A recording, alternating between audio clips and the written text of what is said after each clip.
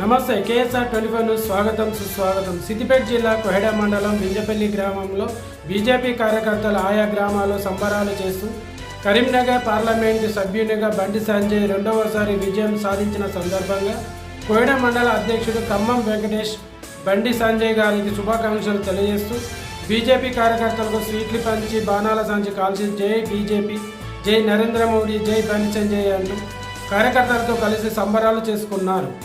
చూస్తూనే ఉండండి మరిన్ని అప్డేట్ కోసం కేఎస్ఆర్ 24 న్యూస్.